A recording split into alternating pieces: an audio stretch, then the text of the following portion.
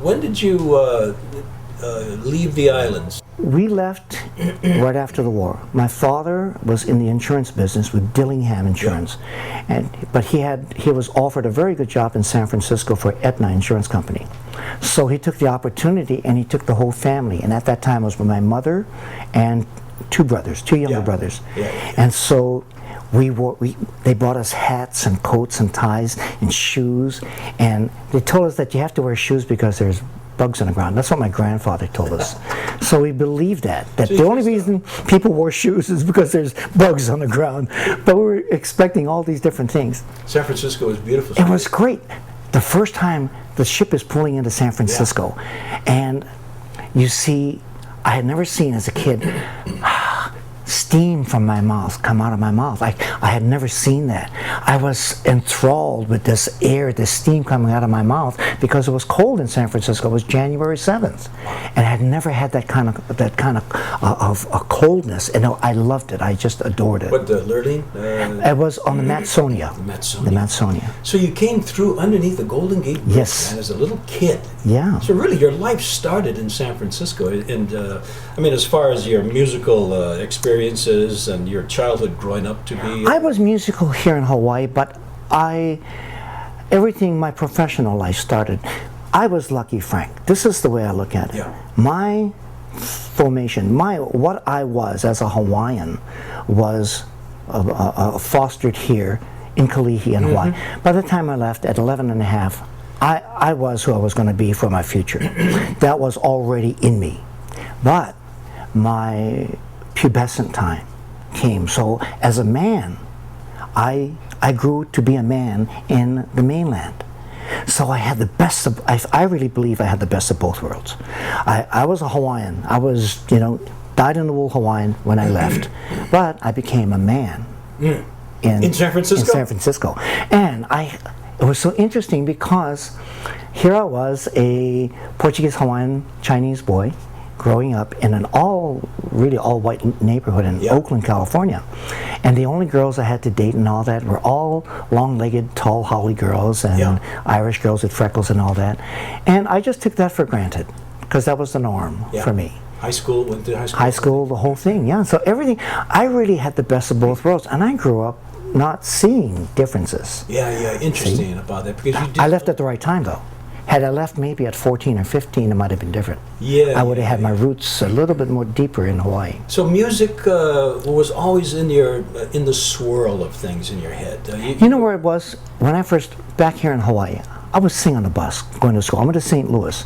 And I would get on the bus and I would just start singing. And I never thought of it as being anything special. I just loved to sing. And I was known on the HRT, Honolulu Rapid Transit, I was the Bing Crosby of the bus that went to St. Louis. So you already had reputation already on the bus. With the kids, nice. With the kids in the back, of the bus. And then I entered contests, and I remember winning a custard or apple pie or something like that one time. What was the song that you were doing? Pennies from Heaven. Go ahead, give me some. Every time it rains, a pennies from heaven. So that's a little jazz song. So the Wahinis, they like that. I mean, the girls swoo over you or what? Well, you know what? They thought I was a little bit brash. Yeah. I guess now, when looking back, I didn't know what the word meant before. But I never thought of it that way. I thought there was just a very natural way to express myself. I was expressing myself in a way that I felt very comfortable, and it was no big deal to sing to someone. Yeah. And that's how I did it. Now, when I went to San Francisco, growing up there, I really got involved in sports. And I was taught baseball by the Catholic priest at St. Cyril's, where I went, and basketball, and because I was strictly into football over here. And I did well. I did very well too, but in football, because I wanted to be the second Herman Wiedemeyer. I was going to be, because Herman was our hero, right, that came out of Hawaii. I wanted to be the second Herman Wiedemeyer. He had gone to St. Mary's College in the Bay Area too. I did everything I could to excel in football, and fortunately I did. I was an all Northern California running back for 2 years, junior and senior year in school. And my whole life was predicated towards sports. I didn't think I could. Professional sports weren't that important at that time, but I wanted to be a big college star and that whole thing. And whatever came after that was an adjunct to sports.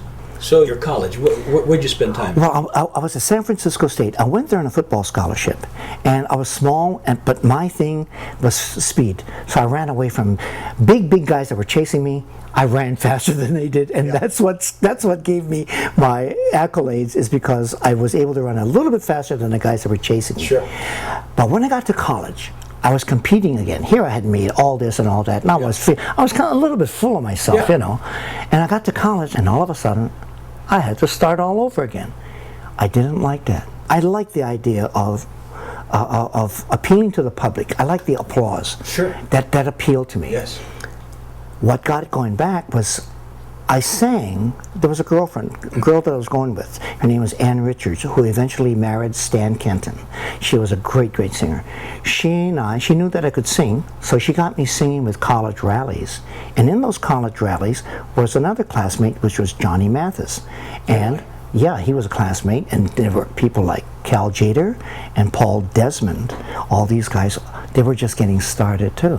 This was what got me started into jazz. These were the people that influenced me. Once I got started singing, and I would sing and people would applaud, that was my transition. That took place. All of a sudden, wow, you know, I don't need football to be special. I wanted to be special. I always wanted to be special. This was my way of being something, making something out of myself.